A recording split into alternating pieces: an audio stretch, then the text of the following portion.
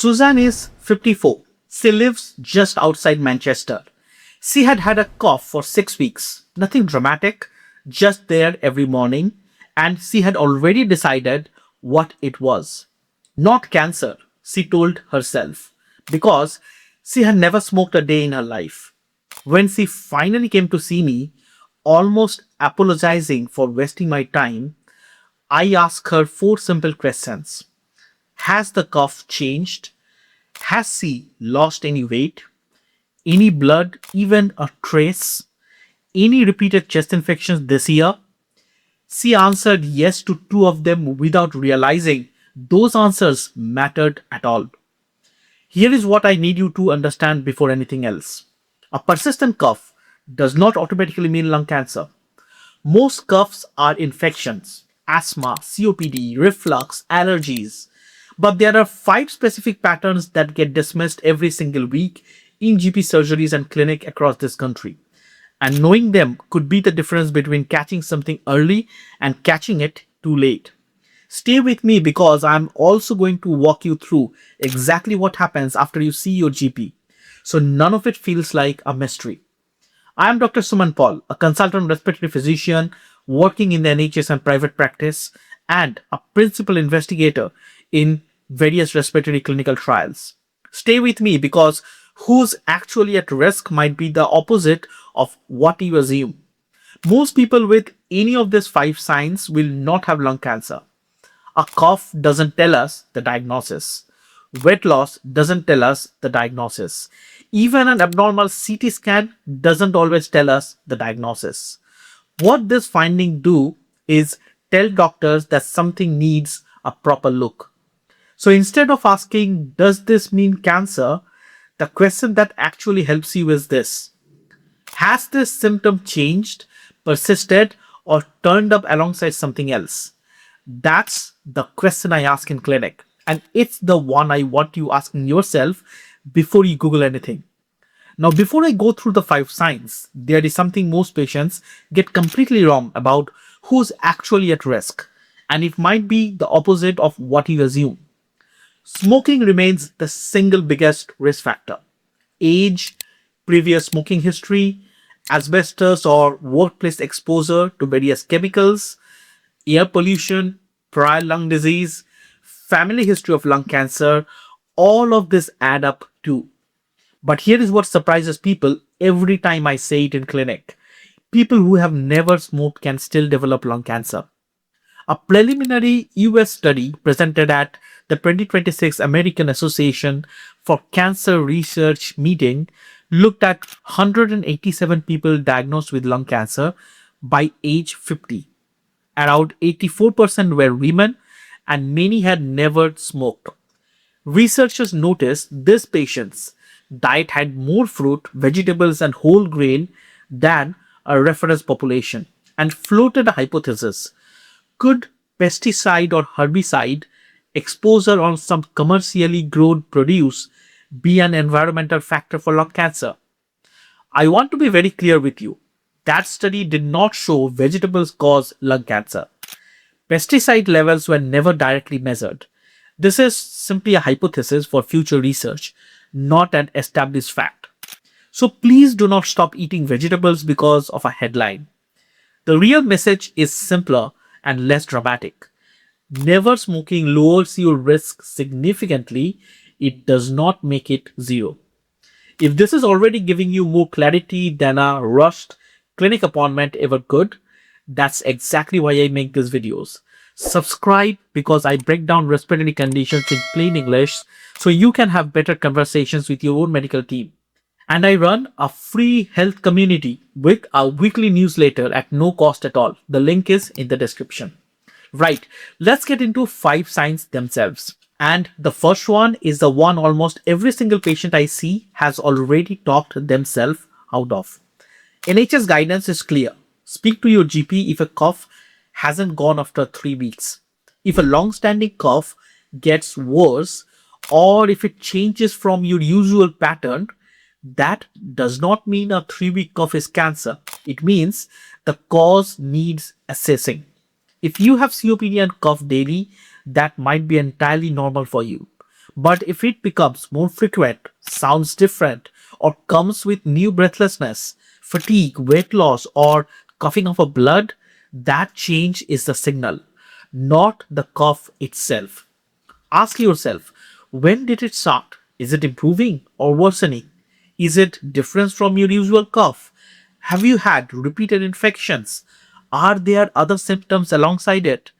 Susan's cough had genuinely changed in the past 2 weeks.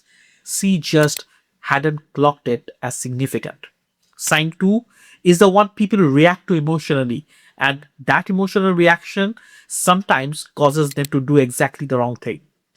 Coughing of blood, Haemoptysis, has several possible causes: chest infections, bronchiectasis, airway irritation, blood thinning medication, but unexplained blood should never be ignored.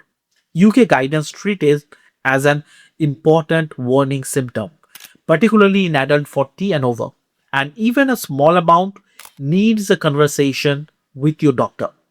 If it's more than a small amount or it keeps happening, seek urgent advice. If it comes with severe breathlessness, chest pain, dizziness, or fainting, that's an emergency. This isn't because every episode means cancer, it's because the cause needs identified safely and never by searching the internet until you find an answer that feels comfortable. Side 3 is quieter, slower, and because of that, it's the one that gets explained away the longest. Losing weight without trying, alongside reduced appetite or persistent tiredness, has plenty of causes: thyroid problem, digestive issues, medication effect, depression. But it becomes more concerning when it sits alongside a persistent cough, breathlessness, recurrent chest infection, or chest discomfort. Write down how much weight, over what period, whether your appetite has changed, and whether other symptoms appeared at the same time. That pattern is what helps your GP see the full picture instead of one isolated symptom. Weight loss doesn't prove anything on its own. It tells the body may need a closer look. Sign 4 is the one I find most patients genuinely don't think to mention because each individual infection feels unremarkable on its own. One chest infection is common and usually resolves completely. But if infections keep returning, particularly in the same area of the lung, that pattern deserves investigation. Sometimes mucus isn't clearing properly, sometimes there is a scarring or airway narrowing, and occasionally doctors check whether something is partially blocking an airway. Imagine someone develops pneumonia, recovers, then months later get another infection in the same spot. The question isn't, does this prove cancer? The question is, why does the same area keep getting affected? That's the pattern worth raising with your doctor, especially if recovery feels incomplete each time. And the fifth sign is one that gets blamed on almost everything except the lungs because breathlessness has so many innocent explanations. Breathlessness can come from COPD, asthma, heart disease, anemia, blood clot in your lung, infections.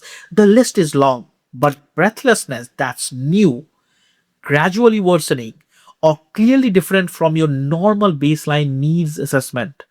Same goes for persistent chest or shoulder discomfort, especially alongside coughing, weight loss, or reduced exercise tolerance. And don't assume lung cancer is always painless. It isn't always. It isn't never. Remember, persistent symptoms need assessment. Sudden severe breathlessness, severe chest pain, blue lip, confusion, or fainting need urgent help immediately. Now, here is a part most people genuinely never expect, and it changes how you should think about all 5 signs I have just given you. Lung cancer can sometimes be found with no obvious symptoms whatsoever, picked up incidentally on a scan done for another reason, or through a targeted lung health check if you're in the UK. A lung nodule is not automatically cancer. Doctors weigh up its size, shape, position, how it behaves over time, and your individual risk factor. Often, the safest plan is simply monitoring with repeat imaging. Monitoring is not a diagnosis, It's doctors gathering more information before they decide anything. So, what actually happens next? Your symptoms and risk factors get reviewed. You may get a physical examination and often an initial chest x ray. A x ray can spot abnormalities, but it can't give a definite answer alone. If more detail is needed, a CT scan follows next, giving far more details on nodules, infections, scarring, or lymph node. Depending on what's found, you might get a repeat CT imaging or further tests like a PET CT scan, a camera test or bronchoscopy, endobronchial ultrasound or EBUS, or some form of a lung biopsy. A PET CT highlights areas of increased activity in your body, but infection and inflammation can light up too, so it isn't automatic proof of anything. A bronchoscopy examines the airways directly, EBUS or ultrasound assesses lymph node, and a biopsy looks at cells under a microscope. Not everyone needs every test. Your pathway depends entirely on your scan, symptoms, and risk factors.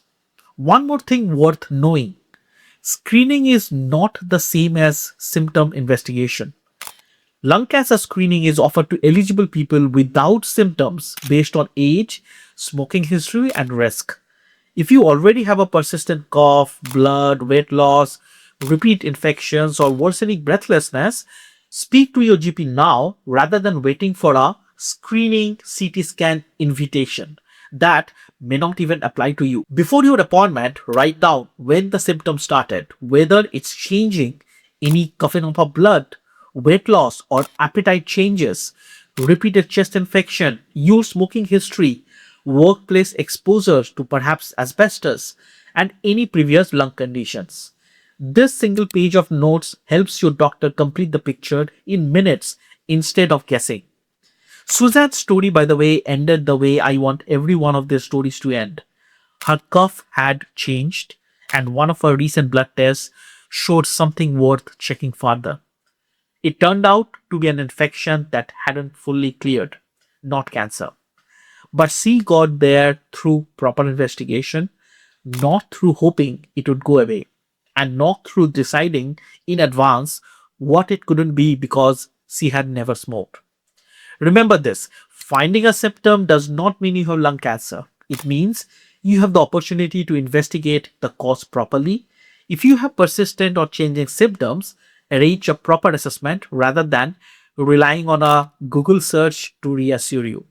If you are based in Liverpool or Manchester or anywhere in the Northwest and want a specialist respiratory assessment without the long wait and perhaps even a CT scan urgently, the booking link to book directly with me is in the description box below.